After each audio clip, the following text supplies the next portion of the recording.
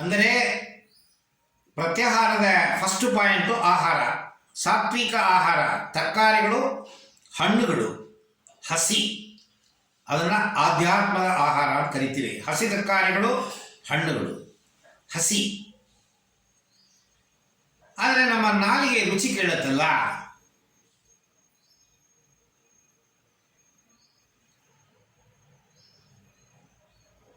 ಆ ನಾಲಿಗೆ ರುಚಿಯನ್ನು ಹೇಗೆ ನಾವು ಸರಿಪಡಿಸುವುದು?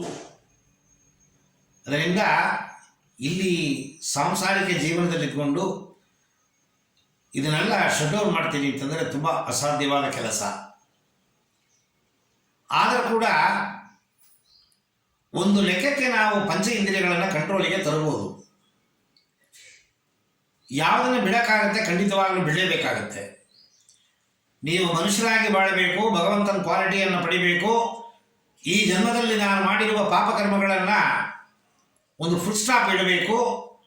ಹಳೆಯ ಜನ್ಮಗಳ ಪಾಪಕರ್ಮಗಳನ್ನು ನಾನು ಮುಗಿಸೋದಕ್ಕೆ ಒಂದು ಅವಕಾಶ ಮಾಡಿಕೊಡಬೇಕು ಅಂತಂದರೆ ನೀವು ಸಾತ್ವಿಕ ಆಹಾರವನ್ನು ಖಂಡಿತವಾಗಲೂ ತಗೋಬೇಕು. ಇದರಲ್ಲಿ ಮಾಂಸ ಆಹಾರ ನಿಷಿದ್ಧ. ಯಾತಕ್ಕೆ ಮಾಂಸನ ಎಲ್ಲ ತಿಂತಾರಲ್ಲ, ಯಾತಕ್ಕೆ ತಿನ್ಬೇಡ ಅಂತೀರಾ? ಎಲ್ಲ ಯಾರು ಬೇಕಾದ್ರೆ ತಿನ್ಬೋದು, ಏನು ತಿನ್ನಬಾರ್ದು ಅಂತ ಅನ್ನೋದೇನೂ ಇಲ್ಲ. ಹಾವನ್ನು ತಿಂತಾರೆ, ಪಲ್ಲಿಯನ್ನು ತಿಂತಾರೆ, ಕಪ್ಪೆಯನ್ನು ತಿಂತಾರೆ, ತಿನ್ನದೇ ಇರೋ ವಸ್ತುಗಳೇ ಇಲ್ಲ, ಎಲ್ಲ ತಿಂತಾರೆ. ನಾನು ಸುಮಾರು ಜಾಗ ಅಬ್ರಾಡಿಗೆ ಹೋದಾಗ ನಾಯಿಗಳನ್ನು ಕುಯ್ದುಬಿಟ್ಟು ನೇತಾಕಿರೋರು. ನನಗೆ ಅಸಹ್ಯ ಅನ್ನೋದಕ್ಕಿಂತ ಏನು ಈ ಥರ ಜನಗಳು ಒಂದು ಲೆಕ್ಕ ಇಲ್ಲದೆ ಹೀಗೆ ಸಿಕ್ಕಿದ ಪ್ರಾಣಿಯೆಲ್ಲ ಕುಯ್ದು ತಿಂತಾರಲ್ಲ, ಎಷ್ಟು ಕ್ರೂರಿತನ ಬರುತ್ತೆ ಅಂದರೆ ನನಗೆ. ಆ ಪ್ರಾಣಿಯನ್ನು ಕಡಿಬೇಕಾದ್ರೆ ಆ ಪ್ರಾಣಿಗೆ ಎಷ್ಟು ನೋವು ಆಗಬಹುದು. ನಮ್ಮಲ್ಲಿ ಒಂದು ಸಣ್ಣ ಮುಳ್ಳು ಚುಚ್ಚಿಬಿಟ್ರೆ ಅರ್ಧ ಗಂಟೆ ಮುಕ್ಕಾಲು ಗಂಟೆ ಕಾಲು ಹಿಡ್ಕೊಂಡು ಕೈ ಹಿಡ್ಕೊಂಡು ಕೂತ್ಕೋತೀವಿ. ಕುಯ್ಕೊಂಬಿಟ್ರೆ 2 ದಿನ 3 ದಿನ ನೋವು ಹೋಗೋದಿಲ್ಲ ಕೈಯಲ್ಲಿ, ಸಣ್ಣ ಏಟು. ಅಂಥದ್ದು ಒಂದು ಪ್ರಾಣಿಯ ಕತ್ತನ್ನು ಕಡಿಯೋದು ಅಥವಾ ಕುಯ್ಯೋದು, ಅದಕ್ಕಾಗುವ ನೋವು, ಇಂಥ ಕಠೋರ ಮನಸ್ಸು ನೋಡಿ. ಸೊ ಈ ಮನಸ್ಸು ಬರೋದಕ್ಕೆ ಮೂಲ ಕಾರಣವೇ ನಾವು ತಿನ್ನುವ ಈ ಮಾಂಸ ಆಹಾರ. ನಮ್ಮ ದೇಶ ಅಂತಿಲ್ಲ, ಎಲ್ಲ ದೇಶದಲ್ಲೂ ನೋಡಿ ಕ್ರಿಮಿನಲ್ಸು ಜಾಸ್ತಿ ಹೆಚ್ಚು ತಪ್ಪು ಮಾಡೋರು ಅವರು ರಜೋ ಆಹಾರವನ್ನೇ ಸೇವನೆ ಮಾಡ್ತಾರೆ. ಸಾತ್ವಿಕ ಆಹಾರ ತಗೊಳ್ಳೋರು ತಪ್ಪು ಮಾಡೋದು ಕಡಿಮೆ, ಕ್ರೈಮ್ ಮಾಡೋದು ಕಮ್ಮಿ.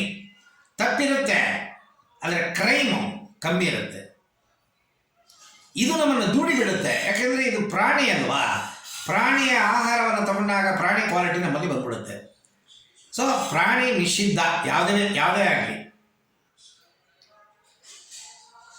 ತಂಗಳು ಆಹಾರ, ತಮೋ ಆಹಾರ ಅಂತಂದರೆ ನೋಡಿ, ಈಗ ಬಿರಿಯಾನಿ, ಮಟನ್ ಬಿರಿಯಾನಿ, ಚಿಕನ್ ಬಿರಿಯಾನಿ, ಹೆಸರು ಗೊತ್ತಿಲ್ಲ ನನಗೆ, ನಾನು ತಿಂದಿದ್ದಿಲ್ಲ.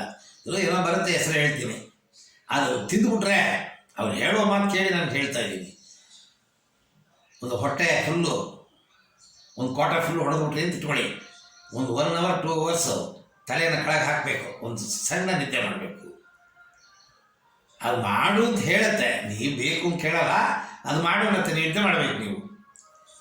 ಸೊ ಇದು ತಮೋ ಆಹಾರ ತಗೊಂಡಾಗ ಆಟೋಮೆಟಿಕಲಾಗಿ ನಿಮಗೆ ಅದು ನಿಮ್ಮ ಚಟುವಟಿಕೆಯಿಂದ ನಿಮ್ಮನ್ನು ದೂರ ಮಾಡಿಬಿಡುತ್ತೆ. ಏನು ಮಾಡೋಕ್ಕೂ ಆಗಲ್ಲ. ಎಣ್ಣೆ ಹೊಡೆದವ್ರು ನೋಡಿ, ಬೆಳಗ್ಗೆ ಎದ್ದು ಎಣ್ಣೆ ಹೊಡೆದ್ಬಿಟ್ಟು ಎಲ್ಲೋ ಬಟ್ಟೆ ಬೀಚ್ಕೊಂಡು ಮಾನ ತೋರಿಸ್ಕೊಂಡು ರೋಡಲ್ಲಿ ರಸ್ತೆ ಮಧ್ಯೆ ಮಲಗಿರ್ತಾರ, ಅವನಿಗೇನೂ ಇಲ್ಲ. ಅವನಿಗೆ ಇದು ಒಂದು ಜೀವನವೇ. ಸೊ ಇದರಲ್ಲಿ ಸರಿಯಾದ ಆಹಾರ ಯಾವುದು? ಸಾತ್ವಿಕ. ಭೂಮಿಯ ಮೇಲ್ಗಡೆ ಬೆಳೆಯುವ ತರಕಾರಿಗಳು, ಹಣ್ಣುಗಳು ಪ್ರತಿಯೊಂದನ್ನು ತಿನ್ನಬಹುದು. ಆರ್ಟಿಫಿಷಿಯಲ್ ಆಗಿ ಮನುಷ್ಯ ಕಂಡುಹಿಡಿಯುವ ಆಹಾರಗಳೆಲ್ಲವೂ ನಿಷಿದ್ಧ.